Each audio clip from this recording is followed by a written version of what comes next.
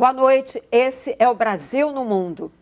Eu sou Cristina Serra e todos os domingos estou aqui na TV Brasil, junto com Jamil Chad e Ian Boixá, debatendo as principais notícias internacionais da semana e como elas impactam o Brasil.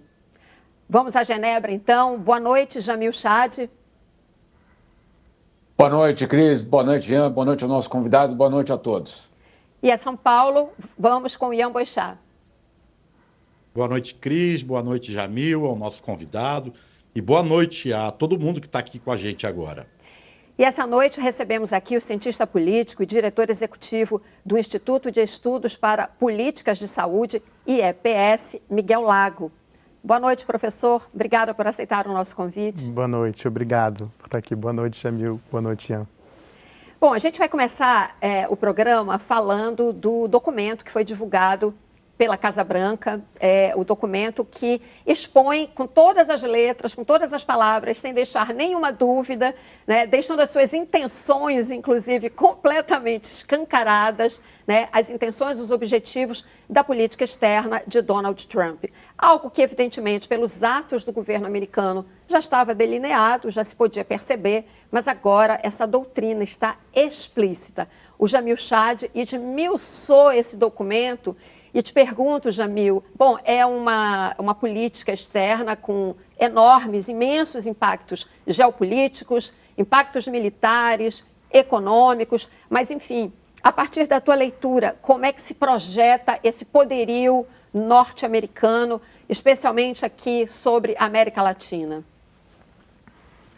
Olha, Cris, esse documento é realmente um marco da política externa americana, não só de Donald Trump, eu diria de uma forma geral, sobre basicamente quem os Estados Unidos querem ser no mundo. E essa transformação, essa posição passa pela América Latina. E o documento é absolutamente explícito em dizer, em usar, inclusive, Cris, o termo nosso hemisfério. Nosso, claro, estamos falando da América Latina, no hemisfério ocidental, mas, claro, com os próprios americanos tratando esse hemisfério de uma certa forma como uma propriedade, ou pelo menos como fornecedor de matéria-prima absolutamente crítica para a tecnologia, para as indústrias de ponta. E aí alguns trechos do documento são extremamente preocupantes. Eu conversava justamente essa semana com diplomatas brasileiros, inclusive com políticos brasileiros, que apontavam justamente para essa dimensão, eu diria, de controle até mesmo econômico. Num dos trechos, o documento diz que a comunidade de inteligência dos Estados Unidos, ou seja, a CIA, seria instruída a mapear e identificar áreas onde recursos naturais críticos podem ser encontrados, claro, na América Latina, e, claro, garantir o abastecimento desses minerais ou desses recursos para a economia americana. Esse de um lado. De outro lado, o pleno controle dos mercados desses países. E um trecho, por exemplo, o governo americano dizendo que o ideal seria conquistar basicamente uma posição na qual as empresas americanas são as únicas fornecedoras de tecnologia na região. Então, nós estamos aí diante, obviamente, de um desafio gigantesco, o governo americano basicamente deixando claro que ele retoma a política expansionista, eu diria, no sentido de influência, com um impacto enorme para as economias da região. Professor, você dá aula nos Estados Unidos, conhece bem aquela sociedade, e eu queria perguntar a você exatamente, a partir da leitura do documento também, quer dizer, nós estamos diante, então, de um novo desenho geopolítico e nós, quer dizer, os Estados Unidos colocam a América Latina numa posição de total subordinação, né? Os Estados Unidos são o poder total e absoluto aqui no hemisfério ocidental, não admite contestação a isso, esse é o tom do documento, e nos coloca a América Latina numa posição de total subordinação. Que impacto isso tem para nós, esse novo desenho tão explícito dessa política externa de Donald Trump? Essa declaração lembra muito a maneira como os Estados Unidos já atuou em relação à América Latina no passado. Então, se a gente for pensar sobretudo na declaração que o Jamil leu agora sobre as empresas de tecnologia americana, a primeira coisa que me lembrou foi a United Fruit Company, que era uma grande multinacional americana que, portanto, produzia frutas e comercializava essas frutas, que tinha muitos interesses na América Central e que foi responsável por uma série de intervenções militares americanas e de golpes de estados contra, inclusive, lideranças populares como Jacobo Arbenz na Guatemala, por exemplo, em 54, e razão pela qual a gente chama de República das Bananas, né? Então, me lembrou muito agora pensar que a United Fruit Company de hoje em dia seria uma Meta, ou seria, enfim, outras companhias de tecnologia americanas, e isso que me remeteu a esse passado não tão distante assim, e que acho que os Estados Unidos está retomando agora. De maneira muito explícita, né? E Amboixá, como é que você analisa, então, esse documento também? Você leu e fez a sua análise, traz para a gente como é que você interpreta essa declaração explícita dos interesses dos Estados Unidos em países aqui da América Latina que, sabemos, têm recursos naturais que interessam muito aos Estados Unidos. Cris, eu acho que essa é a primeira vez desde o fim da Guerra Fria que a América Latina volta para a agenda americana, né? Volta de fato para a agenda americana. E acho que isso diz muito de uma visão do governo Trump do papel dos Estados Unidos no mundo. Eu acho que esse documento é um reconhecimento de que não há mais um mundo unipolar. É um reconhecimento de que os Estados Unidos precisam recuar no seu papel de líder mundial único para se proteger e reconhece que novas potências estão emergindo e podem ameaçá-lo.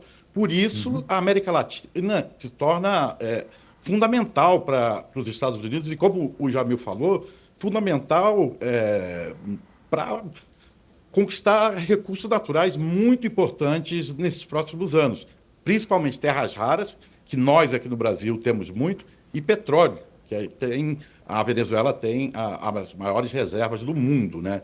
Então, eu acho que esse, de fato, é um reconhecimento de que o mundo que nasceu depois de 91 acabou. Agora a gente está numa outra fase e esse mundo não é mais unipolar, ele é multipolar.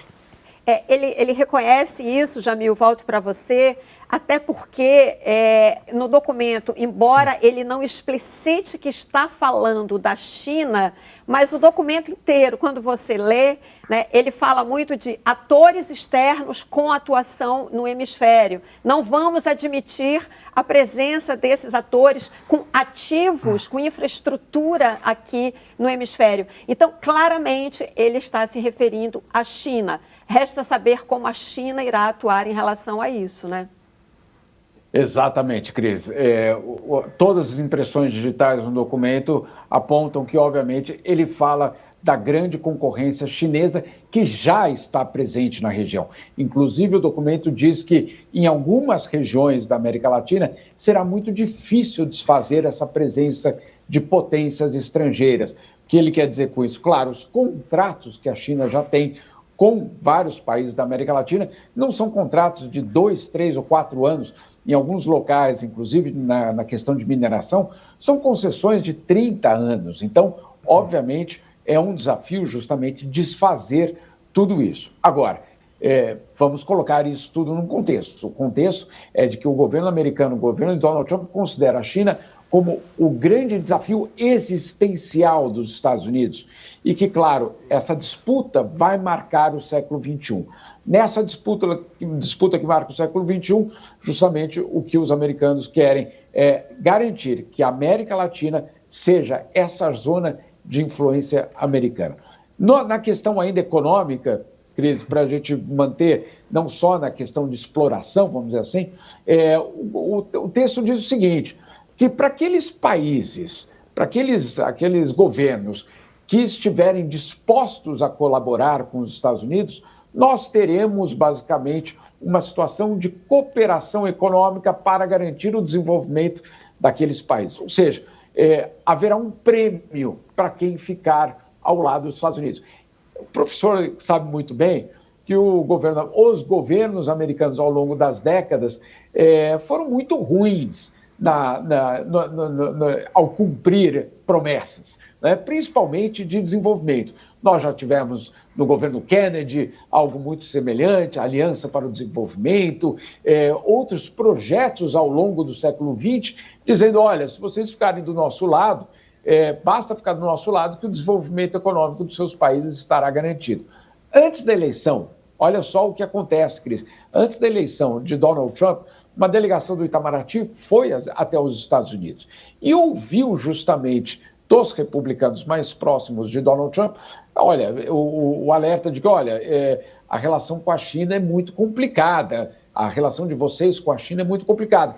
E o que o governo brasileiro basicamente respondeu, certo, mas o que é que oferecem os diversos governos americanos ao longo das décadas? E os próprios republicanos nessa reunião tiveram de admitir muito pouco. Então, claro, essa é a cenoura, né, basicamente na formulação do cacete, da cenoura, da porrada ou do prêmio, qual é que vai ser um instrumento utilizado pelos americanos. Neste caso, os americanos pelo menos prometem que haverá algum tipo de desenvolvimento econômico. A história não mostra isso. O histórico é muito ruim, né, Jamil? Aliás. Professor, aproveitando, inclusive, esse gancho aí do que o Jamil falou, é claro que essa nova política externa dos Estados Unidos, da maneira assim, tão clara como está apresentada, isso impõe desafios, claro, para todos os países aqui da região, para o Brasil em especial, e para o BRICS também, porque o Brasil participa do BRICS, desse bloco com a China, enfim, um bloco que, evidentemente, a gente sabe, tem suas contradições, tem suas nuances, né? Tem interesses até divergentes ali dentro, mas, enfim, a China é um aliado, é um parceiro do Brasil, né? Em muitas dimensões. O que a gente pode esperar, então, né, desses países aqui, nós do chamado hemisfério ocidental, que ele quer subordinar aos interesses dos Estados Unidos, né, em termos de negociações, de relação com os Estados Unidos. A gente viu há pouco, né, nessa semana, inclusive, o presidente Lula tem conversado com o presidente Trump a respeito das tarifas, Trump retirou parte delas, tem a questão da Venezuela, enfim. Então, Lula tem feito um esforço de diálogo com esse país, né? Que desafios a gente tem daqui para frente com essa política, essa nova política externa, então, explicitada pelo governo Trump? Eu acho que essa política externa ela é preocupante para todos nós, evidentemente, até porque ela remete a um passado que é problemático, como vocês já mencionaram, mas eu também acho que tem muito blefe muitas vezes na condução do Trump.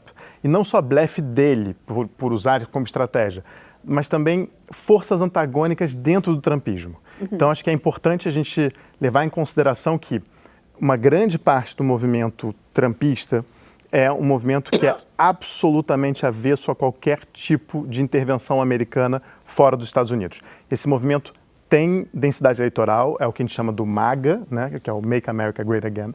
Então, esse movimento é muito importante. Os principais porta-vozes têm se posicionado bastante contrários a qualquer tipo de intervenção americana. E tem uma razão muito específica, porque eles têm um combate interno que é justamente contra o que eles chamam do Deep State, que seria, digamos assim, a burocracia administrativa americana, que se fortalece nesse documento, né? Esse claramente é um documento do que eles chamam do Deep State. Então, o meu ponto é que eu acho que existe muita disputa interna dentro do trumpismo e que o Trump também, para aplicar, para valer essa declaração que foi feita, ele terá que pagar custos internos eleitorais, com certeza também. Mas, de novo, acho que tem uma queda de braços entre três forças essenciais no trumpismo, uma que seria mais de uma direita mais tradicional, neocon, que a gente vê na figura do Marco Rubio, o secretário de Estado. É esse movimento mais MAGA, que é um movimento mais popular, que tem voto. E, claro, o tecnofeudalismo da Califórnia, que também tem os seus interesses. Sim, claro, bem delineado, Miguel. Ian, considerando esse quadro do trumpismo que o Miguel trouxe, E o que você mencionou há pouco, né, essa fome por minerais, por recursos naturais nos países aqui da América Latina, o que a gente pode esperar em termos de atuação concreta dos Estados Unidos aqui, considerando, inclusive, o histórico dos Estados Unidos, né, que também o Miguel lembrou há pouco, que é bastante problemático, para dizer o mínimo. E lembrando aqui, quando você falou, Ian, de terras raras, eu trago aqui, você falou agora dos oligarcas, né, das big techs, aquela famosa frase do Elon Musk sobre a Bolívia, né? Nós damos o golpe, sim, se for preciso, porque nós precisamos do lítio, etc. A gente pode esperar esse tipo de ação, fomento a golpes, essa coisa que a gente viu tanto no passado, né? Ações de sabotagem, por exemplo, né, da CIA, né? A gente pode voltar a ver esse tipo de coisa, Ian? Acho que sim, e eu acho que elas nunca deixaram de acontecer de fato, né? Eu acho que se a gente olha com cuidado a crise brasileira a partir de 2013, ela é muito semelhante a outras crises que aconteceram no mesmo período em outros países, incluindo o Oriente Médio, incluindo a Ucrânia também, né? O modus operandi é muito semelhante. Claro que a gente não tem fato para afirmar isso, mas é difícil imaginar que os Estados Unidos não agiram de alguma forma por seus interesses, interferindo nos interesses nacionais desses países, né? Sobre as terras raras, a gente é o centro para eles aqui na América Latina. A gente tem 25% das reservas desses minerais conhecidos no mundo. E são esses minerais que vão alimentar a indústria tecnológica. Eu não sei se a CIA tem a capacidade, o governo americano tem a capacidade aqui no Brasil de fomentar uma troca de regime, como eles estão tentando fazer na Venezuela. Acho que o Brasil é muito mais dinâmico, o Brasil é muito mais diverso. Mas eu acredito que a gente está entrando agora numa fase de mais instabilidade na América Latina, com a mais absoluta certeza. Em vários países da região, a influência americana vai se fazer presente, muito mais presente do que está agora. Vamos aproveitar então, Jamil, para falar das alianças, da maneira como Trump fala das alianças no documento. Na verdade, ele não está falando de construção de alianças com base em interesses comuns. Ele está falando claramente em subordinação desses países aos interesses dos Estados Unidos. Absolutamente. Não há nenhuma referência ali entre uma aliança entre iguais ou do estabelecimento de algum tipo de reciprocidade. Não há, essa palavra sequer é colocada, a palavra de reciprocidade, na relação, pelo menos, com a América Latina. E aí alguns elementos ali ficam evidentes. O primeiro deles é a rejeição a qualquer país que opte por uma tributação contra empresas americanas. E aí nós, obviamente, como o professor citou, voltamos na questão das big techs, né? Inclusive com um projeto que chegou já a circular no Congresso brasileiro. Então, nós estamos aí falando, obviamente, de eu diria até mesmo uma chantagem americana, dizendo, olha, isso nós não aceitaríamos.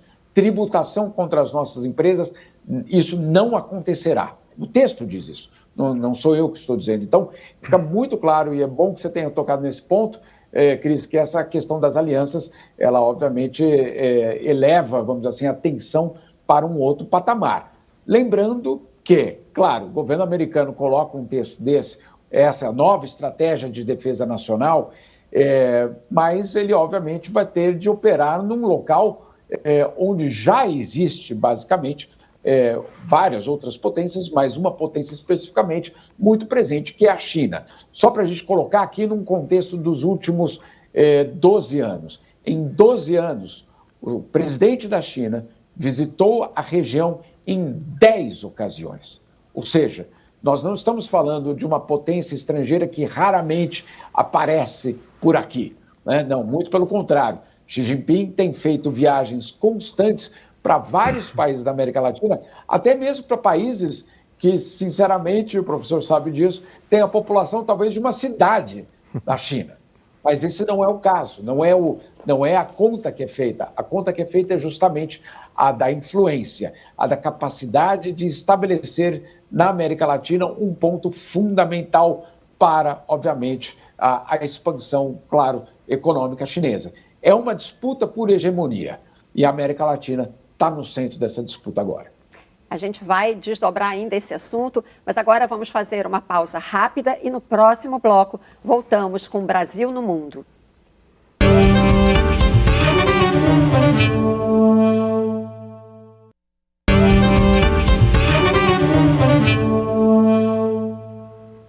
O Brasil no Mundo está de volta, hoje contando com a presença do professor Miguel Lago.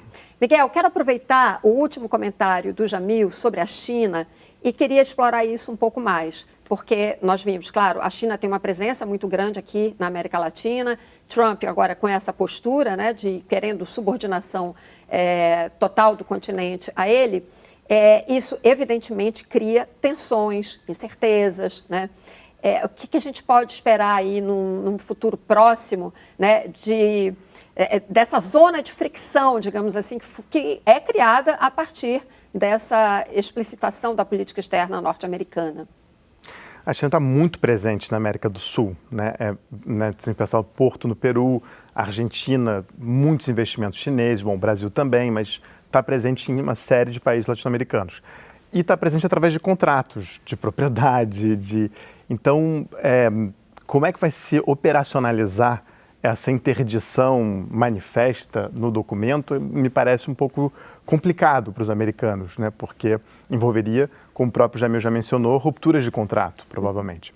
Então, acho que será uma questão que não será fácil para a gente, mas também tampouco acho que será fácil uma operacionalização desse documento no que tange a questão chinesa, especificamente. É porque fica uma situação complicada, né? Duas potências enfrentando tensões desse nível, né? E os países aqui, evidentemente, que por mais que tenham capacidade de articulação, né, mas ficam numa posição difícil quando duas placas tectônicas, Estados Unidos de um lado e China de outro, se movem. Sim. Então, isso cria, de fato, um cenário de incerteza para nós aqui. Sim. Né? Sim. Então, é uma situação, assim, o horizonte não é dos mais tranquilizadores para a gente. Não é dos mais tranquilizadores, mas, de novo, o Donald Trump tem demonstrado enorme apoio agora à nova primeira-ministra do Japão. O Japão continua importando petróleo russo. Né? A questão é que a gente tem visto dificuldade do Trump operacionalizar as suas promessas ou as suas declarações ameaçadoras em relação a outros países, por enquanto. Entendi. Jamil, eu estou falando aqui de tensões e de essa zona de atrito entre placas tectônicas, né? E é claro que a gente pensa também nos impactos militares que o documento deixa claros, né? Então, o que de importante o documento fala sobre esse aspecto militar? Porque, claro, dominação econômica vem junto, muitas vezes, com dominação militar. Exato, Cris. E, de fato, o documento ele é muito explícito, mais uma vez, em declarar a ambição americana na região, também no setor militar. E o trecho que trata disso, eu diria, raramente eu tenho visto um documento não secreto sendo tão, eu diria, explícito, acho que é a palavra mais óbvia para lidar com isso. E diz o seguinte, o texto: os Estados Unidos devem reconsiderar sua presença militar no hemisfério ocidental. E, para isso, 4 elementos devem ser considerados. Primeiro, um reajuste da nossa presença militar global para lidar com ameaças urgentes em nosso hemisfério. Ou seja, sair do mundo, ou pelo menos de zonas mais distantes, e focar justamente no nosso hemisfério, claro, não estamos falando da América Latina. Ponto número 2, uma presença mais adequada da Guarda Costeira e da Marinha para controlar as rotas marítimas, para impedir a imigração ilegal e outras imigrações indesejadas, reduzir o tráfico de pessoas e drogas, e aí um ponto fundamental, controlar as rotas de trânsito essenciais em caso de crise, ou seja, Canal do Panamá e outras rotas, claro, comerciais pela América Latina. E, por fim, estabelecer ou expandir o acesso a locais estrategicamente importantes. Eu acho que é muito evidente que nós estamos falando, sim, de uma presença militar ampliada dos Estados Unidos na América Latina. Bom, e claro, quando a gente fala disso, a gente não pode deixar de falar da Venezuela, né, porque a máquina de guerra dos Estados Unidos está ali, né, no litoral venezuelano, praticamente já no litoral venezuelano, com todas as ameaças que a gente tem, inclusive comentado aqui, fechamento do espaço aéreo, quer dizer, os Estados Unidos dizendo que o espaço aéreo da Venezuela está fechado, dizendo que autorizou a CIA a fazer ações, enfim. Ian, como é que a gente, então, o que a gente pode esperar, né, em termos de agravamento das tensões na Venezuela e como é que as pessoas na Venezuela estão vivendo hoje diante dessa ameaça permanente de uma invasão, de uma ação militar que seja, de uma mudança de regime, seja lá qual for a consequência de toda essa tensão, né, que está ocorrendo na Venezuela. Cris, eu tenho falado com muita gente em Caracas nesses últimos dias. Eu já fui muitas vezes para Caracas e tenho muitos amigos lá. A maior parte deles saiu do país, mas ainda tem gente por lá.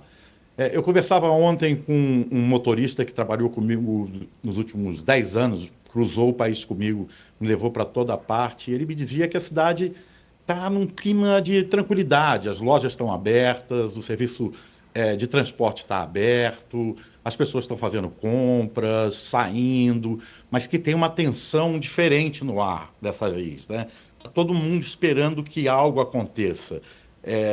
Me lembra muito Kiev, 3 dias antes da invasão russa, onde você tinha festas, os bares estavam abertos, gente na rua, mas tinha aquela tensão, mas a vida seguia. Eu acho que Caracas está um pouco assim nesse momento, né? O temor dele, segundo ele, é o que vai acontecer depois, né? Ele não acredita que vai ter um bombardeio americano contra Caracas, ele acha que a maior parte das pessoas também não acredita muito nisso. Mas há um temor muito grande do que vai acontecer depois, de como as Forças Armadas, as milícias, as guerrilhas vão se posicionar uma eventual queda do regime de Maduro, né? Então, eu acho que as pessoas estão muito preocupadas com isso, e eu perguntei a ele, as pessoas estão querendo sair do país? Ele falou, ainda não, mas se nada mudar, eu acho que mais gente vai sair, eu vou sair, porque há uma expectativa muito grande na Venezuela de que algo mude. Não importa se vai ser a Maria Corina que vai assumir o poder ou se vai ser algum outro militar, mas eles acreditam que é preciso uma mudança no país agora, já. A situação está muito ruim há muito tempo, né? Apesar de mais estável agora, mas a vida está muito difícil, está tudo muito caro, está muito complicado para os venezuelanos. É uma situação que, enfim, o sentimento que eu vi é esse sentimento de pré-guerra, sabe? De pré-conflito, em que as pessoas seguem as suas vidas, mas com aquela tensão permanente no ar. A calmaria antes da tempestade, né? Eu queria trazer aqui para a nossa conversa uma questão relacionada à Venezuela, claro, que é o seguinte, a gente tem acompanhado o noticiário, né, que tem falado muito de conversa do Trump com o Maduro, né? Houve de fato a conversa, ambos já confirmaram e, enfim, segundo o que tem transpirado, digamos assim, né, das conversas, houve ali um ponto em que não houve o acordo, que o Maduro pede uma garantia, claro, de vida para ele, para a família, mas pediu garantias também para cerca de 100 pessoas do governo dele. Esse foi um ponto de atrito com o Trump. Trump não aceitou, né? Disse que daria garantia para ele e para a família, mas não para essas pessoas. O Maduro também, segundo essas informações, quer que sejam anuladas qualquer processo contra ele, qualquer sanção, etc., etc. Enfim, como eu disse, o presidente Lula também conversou com o presidente Trump sobre Venezuela. O que a gente pode esperar, não havendo uma invasão militar, né? Chegando-se a algum acordo para que haja uma mudança de regime sem uma invasão militar? O que é possível a gente esperar, enfim, dessas conversas? É possível chegar a uma solução desse tipo? Sai Maduro e faz-se uma mudança, enfim... É claro que uma mudança de regime sempre traz riscos. O próprio Ian, aqui numa outra conversa nossa, já mencionou o risco de uma guerra civil. Enfim, qual é o cenário que vocês anteveem? E eu queria começar com você, Miguel. Acho que toda mudança de regime é sempre, né, é um salto no escuro, sobretudo quando é uma mudança de regime que não vem de dentro, necessariamente, né? Então... as condições nas quais vai se dar que vão determinar, e acho que é realmente preocupante o dia depois. Agora, me parece também muito pouco provável uma invasão americana, até por várias razões internas dos Estados Unidos, como eu já mencionei anteriormente. Então, você vê, por exemplo, o Tucker Carlson, que é dos grandes influenciadores da extrema-direita, grandes porta-vozes da extrema-direita, fazendo vídeos absolutamente contrários a qualquer intervenção militar ou mudança de regime na Venezuela, inclusive. E você vê que tem parte do movimento que está brigando com o Trump, né, o movimento MAGA, que é um movimento mais de base, mais popular, com capacidade de mobilização, muito refratário a essa, com preocupação, inclusive, de acontecer um pouco como aconteceu na Síria, né, de você ter uma crise migratória que acontece na sequência de qualquer tipo de intervenção militar, mesmo que não haja incursões terrestres especificamente.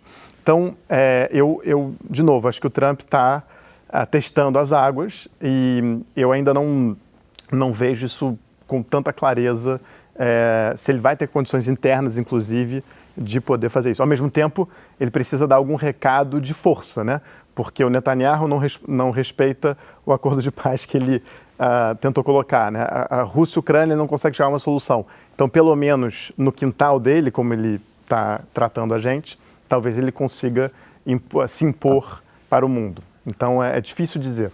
Jamil, considerando isso, essas nuances que o professor traz aqui, né, esses conflitos internos, enfim, do trumpismo, mas, ao mesmo tempo, a gente tem todo aquele aparato militar ali no litoral, o maior porta-aviões do mundo está ali. Enfim, o que esperar? São vários cenários possíveis, dependendo, como o professor falou, das circunstâncias. E o Ian tem toda a razão. Eu não conheço uma história de um regime autoritário ou de uma situação complicada que tenha sido resolvida simplesmente num acordo de paz, sem que isso não tenha passado, pelo menos, por algum período de muita turbulência.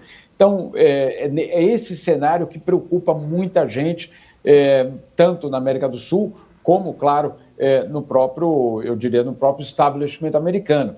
Porque, claro, se a promessa de campanha eleitoral era a deportação em massa, você vai fazer uma intervenção que vai gerar um fluxo migratório, obviamente você vai ter de lidar com uma situação muito desfavorável para o seu próprio discurso. Então, claro, isso é um elemento. Um outro elemento que o governo, e aí mais o governo brasileiro que tem essa preocupação, é de que você tem ali algum tipo de ponto focal de uma desestabilização maior na América Latina. E aí, claro, o próximo ponto sendo basicamente a Colômbia do lado, né? Um país já extremamente vulnerável, já com vários problemas internos que poderiam, obviamente, reaparecer de uma forma ainda mais dramática caso a Venezuela passe por um momento de caos. Um dos cenários, e aí que muita gente começou a tratar já, e você mesmo colocou, é uma espécie de resgate da família Maduro ou da família Maduro e outros líderes políticos venezuelanos, justamente para que se evite, talvez, um banho de sangue, etc. Aí são várias as hipóteses. O que nós sabemos é que o governo brasileiro, pelo menos, não ofereceu e não recebeu nenhum pedido de asilo, pelo menos por enquanto, né? Até fico imaginando, se Maduro tivesse de escolher um destino, será que seria mesmo o Brasil? Afinal de contas, vamos lembrar, o Brasil foi o país que bloqueou a entrada da Venezuela no BRICS. O Brasil não reconheceu e cobrou as atas da eleição presidencial. Ou seja, será que seria mesmo no Brasil? Num Brasil que nós sabemos vive, obviamente, uma situação interna de um profundo racha na sociedade em relação às várias forças políticas. Tudo isso em 2026, num ano eleitoral, seria extremamente complicado, né? Então, toda essa situação brasileira, eu diria, na América Latina e com a Venezuela, obviamente, aqui são cenários que eu estou trazendo, apenas cenários, mas eu, sinceramente, não acredito que seria, vamos dizer assim, a primeira opção de Nicolás Maduro. Agora, claro, se existir uma situação de um banho de sangue tremendo em Caracas e que algo precise ser feito para, talvez, retirar essa pressão, essa carnificina, aí, de repente, claro, o governo brasileiro poderia, de alguma forma, aparecer como um mediador, como uma oferta de asilo, mas eu duvido que isso seja a primeira opção, nem do Brasil e nem de Maduro. Faz sentido isso tudo que o Jamil está trazendo e considerando, em especial aqui no Brasil, claro, qualquer situação mais conturbada, enfim, na Venezuela tem um impacto migratório aqui, como na Colômbia, mas aqui também, né? Então, parece que, de fato, não seria a melhor opção. Me parece que o governo brasileiro, não seria de interesse do governo brasileiro, né, receber Nicolás Maduro num contexto como esse, né? Mas, enfim, poderia sim atuar como um mediador para encontrar alguma solução que evite, né, enfim, um banho de sangue, uma guerra civil, enfim, qualquer situação, né, com impactos muito mais danosos e duradouros aqui, tão perto de nós, né? Sim, Cris, e eu queria comentar algo que o Miguel falou, da falta de apoio político para uma invasão ou uma intervenção na Venezuela. Muita gente que apoia o Trump perdeu filhos, perdeu sobrinhos, primos, parentes nas guerras do Iraque e do Afeganistão, né? Nas grandes tragédias do Oriente Médio. Eu acho que é muito difícil, quase impossível que o Trump coloque tropas dentro da Venezuela por conta disso. O custo político seria muito, muito, muito grande. Agora, ele precisa dar uma resposta, porque ele está colocando 15 mil homens ali na região, o maior porta-aviões do mundo, uma série de equipamentos militares, e algo ele precisa ter, ele precisa ganhar. Me lembra muito quando o Assad ainda estava no poder, acho que em 2017 ou 2018, e houve um ataque químico em Idlib, e o Trump disse que o Assad havia cruzado a linha vermelha e que tudo ia mudar. Eu estava em Homs naquele dia e ele fez um ataque aéreo contra uma base sem importância alguma. E saiu vitorioso. Não faça mais isso porque senão a gente vai te destruir. Ele tem também essa característica, né, de mostrar os dentes, de gritar, latir, mas não morder com tanta força. Ele vai ter que ter alguma vitória nessa questão com a Venezuela. Eu não sei qual vitória vai ser essa, né? Se vai ser a saída do Maduro ou se vai ser um ataque que vai, sei lá, destruir parte ainda da estrutura da PDVSA ou vai atacar alguns cartéis que operam lá dentro, não sei. Mas alguma coisa ele vai precisar tirar de lá, porque seria uma derrota muito grande, nada acontecer na Venezuela, né? E provavelmente a minha aposta é que se houver de fato uma busca de asilo, o Maduro vai para a Rússia, sem dúvida, né? Cuba é muito perigoso para ele, eu acho que há pouco espaço no Brasil também para isso. Eu acho que, naturalmente, como a Rússia fez com Assad, ao abandoná-lo, abandona também Maduro, mas leva ele para casa para cuidar dele lá, sabe? Bom, a gente vai fazer mais uma pausa rápida e no próximo bloco voltamos com Brasil no Mundo.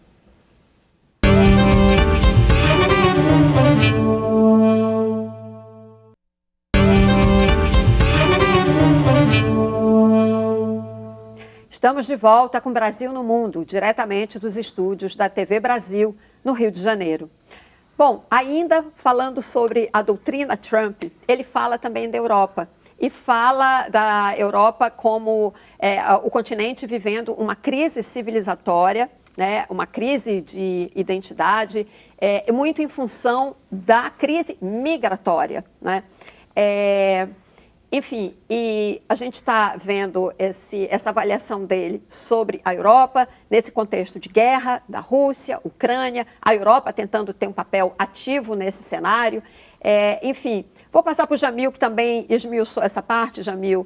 Enfim, que Europa, que visão o Trump tem da Europa nesse momento? Uma Europa que, para o Donald Trump, vive uma encruzilhada civilizatória, que talvez não seja mais a Europa definida como cristianismo, de maioria branca, etc, etc. Ele coloca, na verdade, de uma forma talvez mais detalhada e mais profunda, algo que J.D. Vance, o vice-presidente, chocou os europeus logo no início do mandato de Donald Trump, quando ele foi para Munique e fez um discurso que muitos europeus acharam que ali estava talvez a ruptura dessa aliança estratégica entre Estados Unidos e Europa, uma aliança de 80 anos, basicamente. Então, é um posicionamento americano extremamente duro que leva a Europa, já levava, na verdade, a Europa a repensar que tipo de posição ela deveria ter no mundo. Nós vimos, por exemplo, a Alemanha passando a uma estratégia, inclusive militar, mais enfática para os próximos anos. Nós tivemos, na semana passada, a França lançando uma campanha para alistar, para buscar mais jovens para o seu exército, algo que vinha sendo um problema, e vários outros países europeus aumentando de uma forma bastante dramática os orçamentos militares. Então, é uma Europa que começa a sentir que não pode mais contar com Donald Trump. Houve, inclusive, outro dia, uma reunião fechada na qual Emmanuel Macron disse aos seus colegas europeus que talvez o continente deveria se preparar para uma traição de Donald Trump em relação à Ucrânia. Então, é uma Europa, acima de tudo, dividida, enfraquecida, numa crise existencial. Dividida, inclusive, sobre o que fazer com a Rússia. Por exemplo, no que se refere aos ativos russos que, ao longo dos últimos anos, foram congelados nos bancos europeus, e aí em vários locais da Europa, dinheiro russo que basicamente foi congelado e que agora existe todo um debate sobre se esse dinheiro deveria ser utilizado, então, numa reconstrução eventual da Ucrânia. Curioso porque o plano de Donald Trump para a Ucrânia prevê justamente a reconstrução, mas que ele fique justamente, inclusive, com os lucros desses projetos que possam aparecer. Até nisso, o governo americano já se planeja para levar uma parte, vamos dizer assim, do que poderia ficar na Europa. Alguns países europeus, entre eles a Bélgica, tentam ainda se opor a essa ideia, mas a verdade é que a Europa vive uma crise profunda, uma crise existencial profunda, Cris. Jamil, deixa eu só pegar ainda, já que você falou dos ativos congelados da Rússia, os europeus, nessa semana agora, anunciaram que vão cortar, não vão mais importar gás da Rússia. Os contratos ainda têm um tempo para serem cumpridos, mas acaba em 2027, né? E eles anunciaram isso, inclusive, dizendo acabou a dependência do gás da Rússia, e o que se sabe é que esse fornecimento seria substituído, pelo que foi noticiado, pelos Estados Unidos, por algum país árabe, né? Enfim, a Europa tenta, de alguma forma, projetar algum poder, tenta demonstrar alguma capacidade de enfrentamento em relação à Rússia. Mas você vê esse espaço bastante reduzido?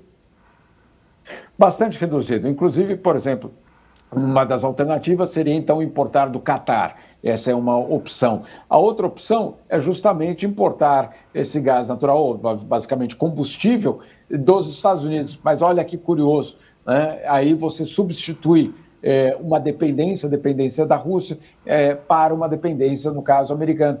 Uma estratégia americana que, no fundo, reconquista mercados que foram perdidos para a Rússia, eu diria, nas últimas décadas. Agora, tudo isso a gente precisa colocar num contexto maior. Isso não é justificar a invasão russa de forma alguma, mas é entender que do lado russo havia uma expectativa, pelo menos, de que aqueles acordos do final da Guerra Fria, do início, vamos dizer assim, do colapso da União Soviética, já da Rússia, que esses acordos fossem cumpridos. O que diziam aqueles acordos? Que justamente a OTAN não seria expandida, a OTAN não chegaria às fronteiras da Rússia. Há muito debate se esses acordos, de fato, foram escritos, aparentemente são acordos apenas compromissos verbais entre os países e que nunca foi, de fato, escrito.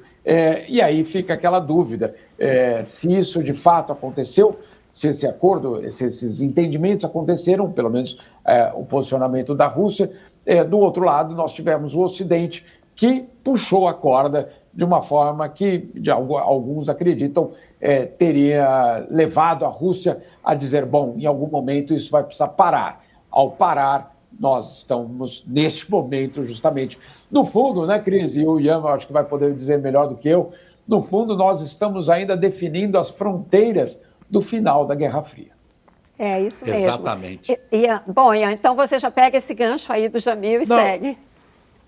Eu acho que é interessante voltar à história também para entender um pouco essa posição russa e esse temor do avanço da OTAN em direção à Ucrânia.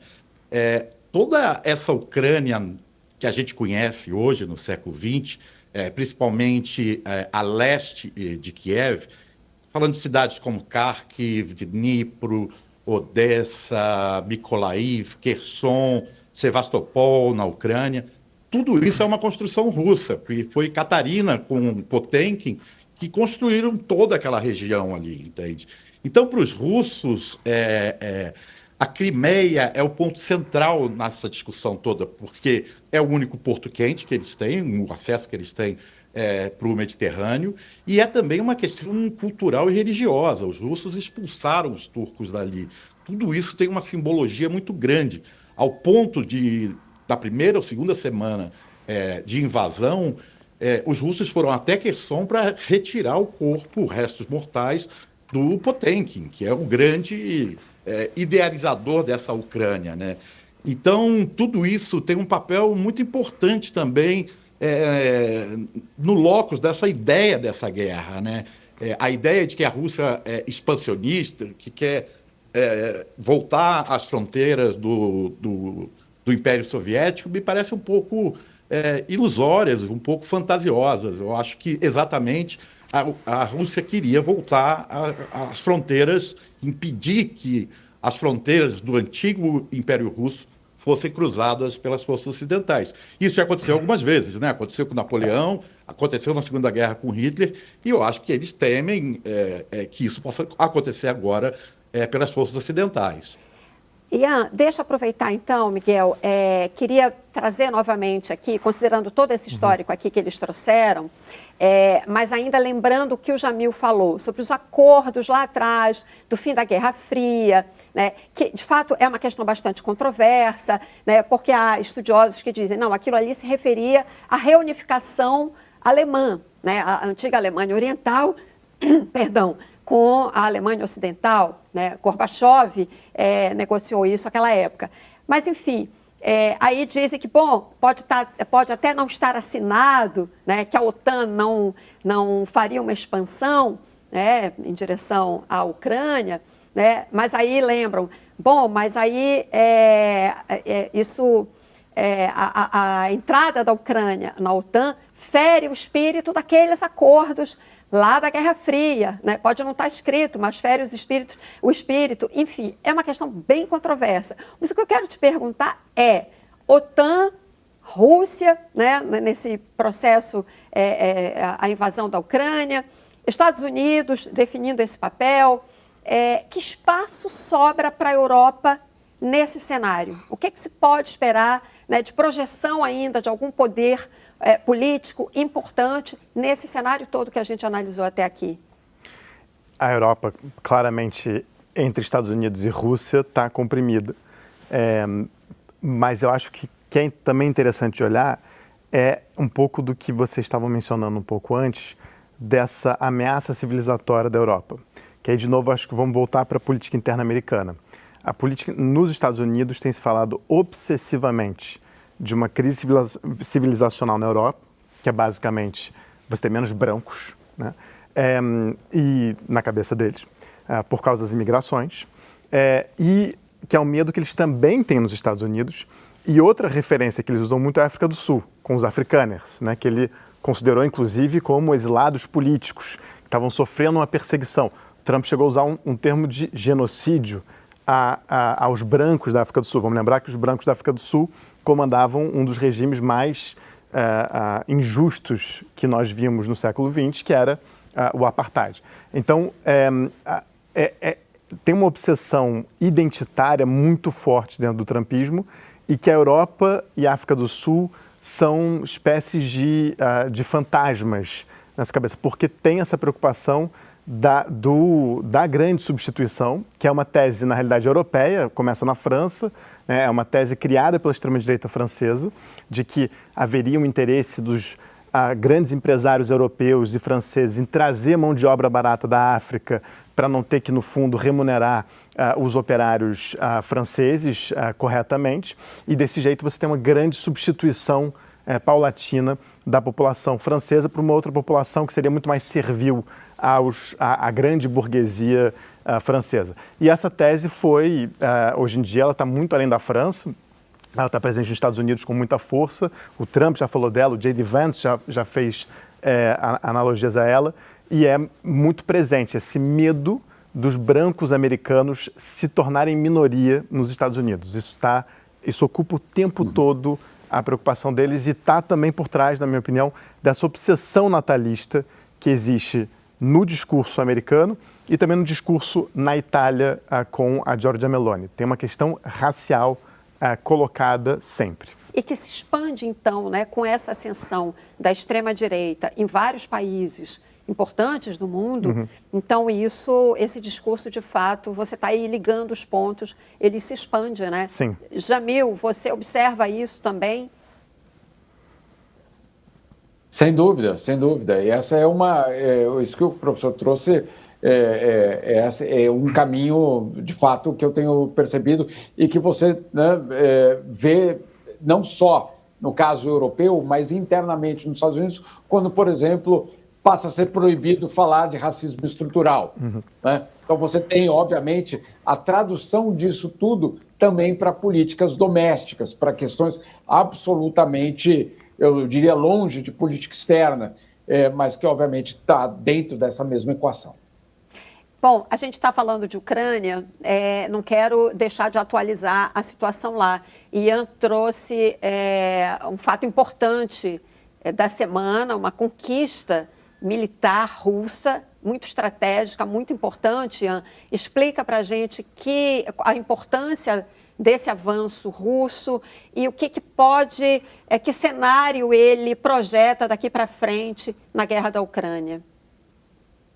Cris, foi um tema que passou um pouco desapercebido por conta de tantas notícias que a gente teve essa semana, mas a Rússia teve a sua maior conquista militar nos últimos 2 anos na Ucrânia.